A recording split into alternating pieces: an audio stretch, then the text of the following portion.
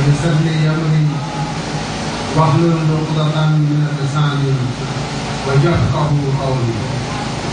الصلاة والسلام عليك يا رسول الله وسلم عليك يا حبيب الله. اللہ سبحانہ و تعالیٰ کا لاکھ شکر ہے ہمارے ملک میں ہمیں اپنی ذات کے لیے اکٹھا ہونے کا موقع لاکھوں کروڑوں درود و سلام حضرت محمد مصطفیٰ صلی اللہ علیہ وسلم کی ذات اقدس پر جن کے فیض ہمارے وجود میں لے کر نوازی ہوئی ہے. اللہ سبحانہ و تعالیٰ کا قرآن حکیم میں ارشاد ہے اعوذ باللہ من الشیطان الرجیم بسم اللہ الرحمن الرحیم فاذکرونی اذکرکم واشکروا لی ولا تکفرون صدق اللہ مولانا العظیم. اللہ کا فرمان ہے کہ اے لوگوں تم مجھے یاد کرو تم میرا ذکر کرو اور میں تمہیں یاد کروں گا اور جو میں نے تمہیں نعمتیں عطا فرمائی ہیں ان کا میرے حضور شکر ادا کرو اور کفر نہ کرو. عزیزان گرامی یہ زندگی کی چند روزہ ہے. جو شخص اس دنیا میں پیدا ہوا ہے ایک نہ ایک دن سے جانا ہے اور اپنے معبود حقیقی کے سامنے پیش ہونا ہے اور جو پیشگی ہے وہ انفرادی ہے اجتماعی نہیں. ایک ایک کر کے اللہ کریم کے حضور پیش ہونا ہے اور جو نیک لوگ ہوں گے ان کے جو نامہ اعمال ہوگا ان کے دانے آپ کے پکڑا دیے جائیں اور جو بدعمال لوگ ہوں گے ان کے اعمال نامے ان کے الٹے آپ کے پکڑا دیے جائیں. انسان کی ہر گھڑی کو ہر لحظے کو ہر لمحے کو ہر عمل کو جو کرامن کاتبین بیٹھے ہوئے ہیں وہ لکھ رہے ہیں اور انسان خود اپنے اعمال کے اوپر خود گواہ ہے. سورہ یاسین کے اندر اللہ تعالیٰ فرماتا ہے نختم علی افواہہم میں تمہارے ہونٹ سیل کر دوں گا سیل کر دیے ہیں ویکلمنا ایدیکم اور تمہارے ہاتھ جو ہیں وہ بولیں گے ہاتھ گواہی دیں گے وتشہد ارجلکم اور تمہارے جو پاؤں ہیں یہ گواہی دیں گے. انسان جو عمل کرتا ہے اس کا اور کوئی گواہ نہیں ہوتا وہ بندہ اپنے عمل کا خود گواہ ہوتا ہے. گناہ جو انسان کرتا ہے وہ کسی کو اعلان کر کے نہیں کرتا وہ کرتا ہی پوشیدہ ہے. اگر وہ کوئی رشوت بھی لیتا ہے تو بھی وہ پوشیدہ طریقے سے دیتا ہے. اگر کوئی نشہ کرتا ہے جھوٹ بھی دیتا ہے. جو بھی گناہ کا عمل ہوتا ہے انسان وہ ظاہر نہیں کرتا وہ پوشیدہ طریقے سے کرتا ہے اور اس عمل کا گواہ وہ خود ہوتا ہے. سورہ یاسین کی سائز سے یہ واضح ہو گیا کہ نختم علی افواہہم میں تمہارے منہ سیل دوں گا ان پر شٹم لگا دوں گا سیل کر دوں گا اور تمہارے ہاتھ پاؤں بڑھ دوں گا.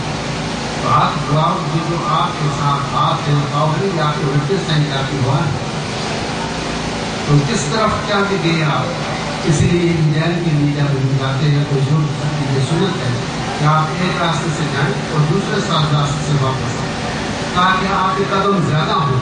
جتنے زیادہ قدم انسان کے خیر کی طرف ہوتے ہیں اتنی زیادہ نیکیاں اس کے اعمال نامہ اعمال میں درج کیا جائے. اور یہ جو لوگ جتنے دور دراز سے آپ یہاں چل رہے ہیں کوئی ادھر قدم سے آیا ہے کوئی عمر قدم سے آیا ہے کوئی پرانی سے آیا ہے کوئی کہاں سے جتنے بھی دور سے آدمی ہو اتنا ہی سمجھے کہ مجھے اتنا ہی زیادہ اجر و ثواب ہے. جتنا آدمی نیکی کی طرف بڑھتا ہے چلتا ہے اجر و ثواب اس کا اتنا ہی زیادہ ملتا ہے. اور انسان نے ایک دن خود اپنا فیصلہ کر دینا ہے کہ میں جنتی ہوں یا جہنمی ہوں. سبحان اللہ. جہنمی کا فیصلہ انسان خود کر سکتا ہے. خود پتہ ہے میں نے کون سا کام کیا. اگر ایک انسان کو رشوت دے دیتا ہے رات کو اس کو نیند نہیں آتی اس کا ضمیر اس کو ملامت کرتا رہتا ہے کہ کام جو غلط کیا اس کو نیند نہیں آتی. اگر کسی کے ساتھ انسان زیادتی کرتا ہے اس کا معافی ضمیر جو ہے یہ سمجھتا ہے کہ میں نے یہ غلط کر رہا ہوں یا صحیح کر رہا ہوں. انسان خود منصف اپنا آپ منصف ہے اور اپنے اعمال کا وہ خود جج ہے. وہ خود معلوم کر سکتا ہے کہ میں نے کیا اچھا کیا کیا غلط کیا. اس لیے عزیزان گرامی اس چند روزہ دنیا میں یہ ایک جہاد ہے زندگی کا. ان شیطان الانسان یضر مبین، شیطان جو ہے انسان کا دشمن، وہ انسان کو یہ جو ہمارے روزمرہ کے اعمال ہیں وہ بہت خوبصورت کر کے دکھاتا ہے تاکہ انسان انہی کے اندر الجھا رہے اور وہ خیر کی طرف اور جنت کی طرف اور احکام الہی کی طرف وہ نہ جا سکے۔ لہذا یہ جنگ ہے،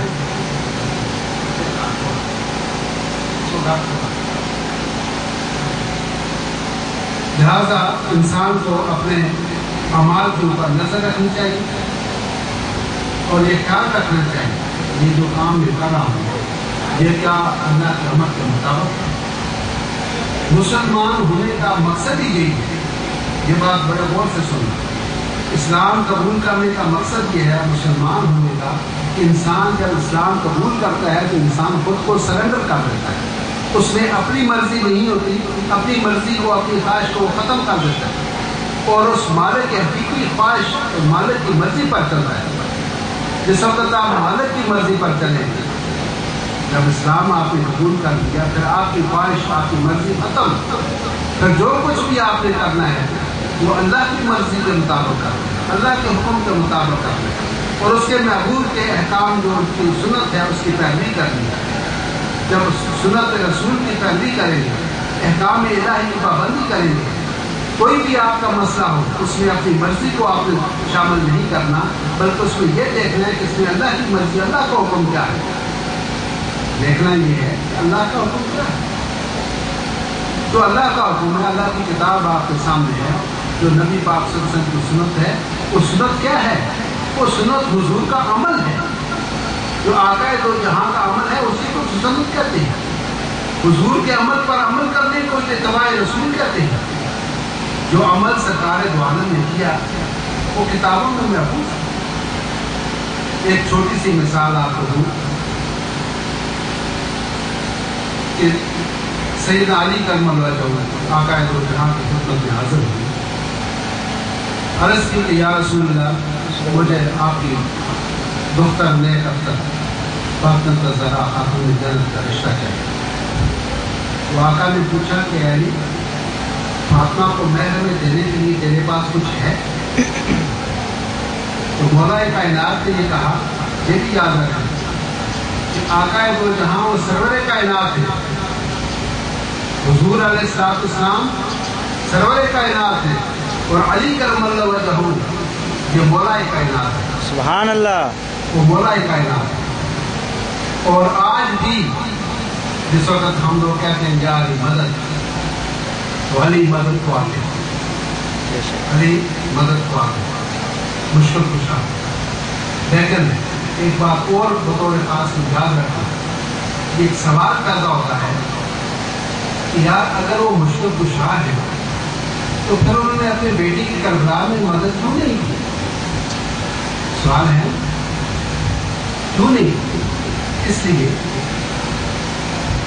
کہ وہ لوگ مشکل کشائیں وہ اپنی ذات کے لیے نہیں ہوتے، وہ آپ کی اور میرے لیے ہوتے ہیں، اپنی ذات کے لیے نہیں۔ ان کی اپنی شان یہ ہے کہ وہ راضی برضا رہتا ہے، وہ کہتے ہیں جو مالک کی مرضی۔ اسی کو میاں محمد صاحب نے فرمایا کہ جنا دکھاں میں دل پر راضی سب کنا تو والے دکھ قبول محمد بخشا راضی رہن پیارے۔ وہ اللہ کو راضی رکھتے ہیں، اللہ کی رضا کے اوپر چلتے ہیں۔ جس کہتے ہیں سید مولا کائنات کے بارے میں پیدا ہوئے اللہ کے گھر میں پائی شہادت مسجد میں، بیت اللہ میں آپ کی ولادت باسعادت ہوئی اور جو آپ کا وصال ہوا وہ مسجد کے اندر ہوا۔ عبد الرحمن بن جاش ایک شخص تھا جو آپ کا قاتل تھا، وہ ذہن کے اندر بجھا ہوا خنجر لے کے آیا، اس نے آ کے مولا کائنات کی کمر میں اس کو بھونک دی۔ آپ نے ایسے پلٹ کر دیکھا، اپنے قاتل کو پہچانا، اس کو دیکھا۔ 3 دن آپ یاد رہے اور آپ نے اعلان فرمایا کہ میں نے اس قاتل کو بخش دیا، اس کے اوپر میرا کوئی انتقام نہیں ہے، کوئی عدالت نہیں ہے، میں نے اسے معاف کر دیا، کیونکہ وہ یہ سمجھتے تھے یہ اس کی کیا جرأت ہے کہ مجھے یہ خنجر چوٹ دیا ہے، یہ اس کی مرضی ہے کہ میرا علی اس طرح سے جائے تو میں اس طرح راضی ہوں۔ اللہ کی مرضی، یہ جو کچھ ہوا ہے میرے ساتھ یہ اللہ کی مرضی سے ہو رہا ہے، اس کی رضا سے ہو رہا ہے، ہم خوش ہیں۔ اور یہ لوگ کہتے نہیں کہ ہمیں نہیں یہ ایسے نہیں ہو، کہتے جو تیری مرضی۔ ایک آدمی تھا وہ واقع بیان کرتے ہیں، پھر اپنے پروگرام کی طرف چلتے ہیں۔ یہ آخری جمعرات ہے، پھر آگے رمضان شریف ہوگا۔ رمضان شریف میں یہ جمعرات کا پروگرام نہیں ہوتا کیونکہ لوگ تراویح پڑھتے ہیں۔ صرف 10 رمضان کو اس سے 11 شروع ہوگا، وہ بھی افطاری سے پہلے دعا ہو جاتی ہے۔ افطاری سے پہلے دعا ہو جاتی ہے، دعا کے بعد پھر لوگ اسی جگہ پر بیٹھ کر افطاری کرتے ہیں، نماز مغرب پڑھتے ہیں، پڑھ کے فارغ ہوتے ہیں، فوراً لنگر کھاتے ہیں، لنگر کھا کے چائے پیتے چلے جاتے ہیں۔ اس لیے آپ جتنے حضرات بیٹھے ہوئے 10 رمضان کو ضرور آنا۔ یہ بڑی قسمت آپ کو اور نصیب کی بات ہے کہ اللہ کی رحمتیں ہم گنہگاروں کو ڈھونڈتی رہتی ہیں۔ ہر سال یہ ماہ رمضان آتا ہے، ماہ اسلام آتا ہے، یہ اپنے ساتھ رحمتیں لے کر آتا ہے، اپنے ساتھ برکتیں لے کر آتا ہے۔ یہ ہمیں یہ موقع دیا جاتا ہے کہ ہم توبہ کر لیں، استغفار کر لیں، اپنے گناہوں کی معافی مانگ لیں، روزہ رکھ لیں، وہ اللہ کے احکامات کی پابندی کر لیں، اور کچھ نمازیں پڑھ لیں، کچھ تلاوت کلام پاک کر لیں، کچھ اچھا کام کر لیں۔ جب پورے 30 دن ہم یہ کرتے رہتے ہیں تو اس میں سے بہت سارے لوگوں کو اس کی عادت پڑ جاتی ہے، پھر وہ ہمیشہ ہمیشہ کے لیے اس کا خیر برکت بند ہو جاتی ہے، اور اللہ کا ان کو قرب حاصل ہو جاتا ہے، نبی علیہ السلام کا قرب حاصل ہو جاتا ہے، اللہ کی محبت اور نبی کی محبت ان کو حاصل ہو جاتی ہے، ان کو غلامی رسول مل جاتی ہے۔ اس لیے یہ 30 روزے نصیب والوں کو ملتے ہیں، جو جس کو بھی یہ مہینہ ملے اللہ کا حکم ہے تو وہ روزہ رکھے۔ ایک بات بتاتا چلوں، ایک شخص تھا وہ لا علاج ہے، ڈاکٹر نے اس کو جواب دے دیا، جو بھائی تمہارا کوئی علاج نہیں ہے، چند دن کی تمہاری زندگی ہے، ہوا لگاؤ کھاؤ پیو، باقی تمہارا علاج نہیں ہے۔ اس کو پتہ چلا کہ فلان جگہ کوئی حضرت صاحب ہیں، پیر صاحب ہیں، اللہ کے مقبول بندے ہیں، تو وہ وہاں چلا گیا۔ اس نے جا کر رس کی، یا حضرت میں بیمار ہوں، ڈاکٹر نے مجھے علاج کر دیا ہے، میرے لیے کوئی دعا فرمائی کہ اللہ تعالیٰ مجھے صحت دے۔ آپ نے دعا فرمائی یا تعویذ دیا، بندہ ٹھیک ٹھاک ہو گیا۔ 5-6 مہینے یا سال گزرا تو وہ حضرت صاحب کے سلام کے لیے آیا، دیکھا تو حضرت صاحب خود بیمار تھے۔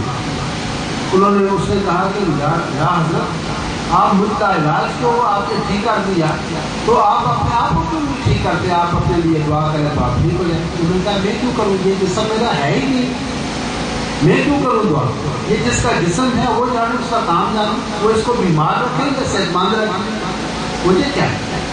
تو وہ لوگ راضی پر رضا رہتا ہے، تو لہٰذا اس کو جس وقت کربلا میں شہادت ہوئی سیدنا امام حسین کی، تو بڑے یہ سوچنے کا مقام ہے کہ علی مشرق شاہ کا بیٹا ہو، فاطمہ الزہرا کا تخت جگر ہو، آقا دو جہاں کا نواسا ہو، وہ تو نظر اٹھاتے آسمان کی طرف تو ساری زمین پر پانی پانی ہو۔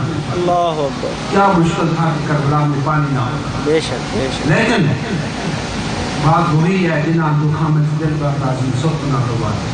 انہوں نے اس وقت امام حسین کی شہادت کا وقت آیا تو آپ نے گھوڑے سے اتر کر نماز ادا کی، وہ نماز شکرانہ تھی۔ انہوں نے دعا کی اللہ کی بارگاہ میں، اللہ تیرا شکر ہے کہ تو نے میری اور میری آل اولاد کی قربانی اپنی بارگاہ میں اس شہادت کو قبول فرمایا۔ مرنا تو تھا ہی، وہ ہوائی جہاز بھی مر سکتا ہے، سمندر میں ڈوب کر بھی مر سکتا ہے، بستر مرگ پر گھر میں بھی مر سکتا ہے، مرنا تو ہے ہی۔ اس سے زیادہ اچھی موت کون سی؟ یہ موت ہے ہی نہیں، یہ تو شہادت ہے۔ لا تقولوا لمن يقتل في سبيل الله اموات بل احياء ولكن لا تشعرون۔ ان کو مردہ مت کہو جو ہماری راہ میں مارے گی، موت تو ہے ہی نہیں، موت تو ہم لوگوں کے لیے، ان کے لیے تو موت ہے۔ تو اللہ نے منع فرما دیا قرآن کریم میں، لا تقولوا مت کہو لمن يقتل جو قتل ہو گیا فی سبیل اللہ کی راہ میں، بل احیاء وہ تو زندہ ہے، ولكن لا تشعرون تمہیں اس بات کی سمجھ نہیں ہے، تمہیں شعور نہیں، تمہیں اس کی آگاہی نہیں ہے۔ تو اس دن تو ان کو سید الشباب الجنہ بنایا جا رہا تھا، وہ تو جنت کے دولہا بن رہے تھے، لہٰذا انہوں نے کہا کہ اس میں اللہ کی رضا ایسے ہے تو میں اللہ کی رضا پر راضی ہوں۔ آپ نے وہ سجدہ شکر بجانا ہے۔ آپ اور ہم جب ہم پر کوئی مصیبت آتی ہے، جب ہم پر کوئی مصیبت آتی ہے تو ہم صبر کرتے ہیں، اور جو اللہ والے ہوتے ہیں، جو اللہ کے مقرب ہوتے ہیں، اللہ کے پسندیدہ لوگ ہوتے ہیں، وہ اس آنے والی مصیبت پر اس کا شکر ادا کرتا ہے۔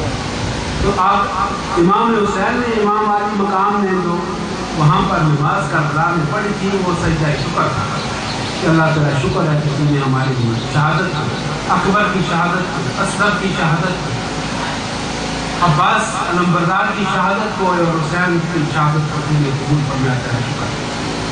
تو لوگ جو اللہ والے ہوتے ہیں ان کے لیے وہ مقام شکر ہوتا ہے، اور آپ لوگوں کے لیے، ہمارے لیے وہ مقام صبر ہوتا ہے۔ ہمیں حکم دیا گیا ہے کہ صبر کریں، ہم صبر کرتے ہیں اور وہ لوگ شکر ادا کرتے ہیں۔ تو عزیزان گرامی، یہ رمضان شریف کی آمد ہے۔ اللہ سبحانہ و تعالیٰ آپ کو، ہم کو، سب کو یہ توفیق دے کہ ہم اس ماہ رمضان برکتوں والے اور رحمتوں والے مہینے کا استقبال کریں، اور اللہ ہمیں توفیق دے کہ ہم روزے رکھیں، تراویح پڑھیں، کلام پاک کی تلاوت کریں اور اپنے گناہوں کی معافی مانگیں۔ اللہ سبحانہ و تعالیٰ آپ سب پر راضی رحمت فرمائے، اللہ آپ کی دلی آرزوؤں تمناؤں کو پورا فرمائے، اور اللہ پاک یہ مہینہ ماہ صیام کا سب کے نصیب میں کرے۔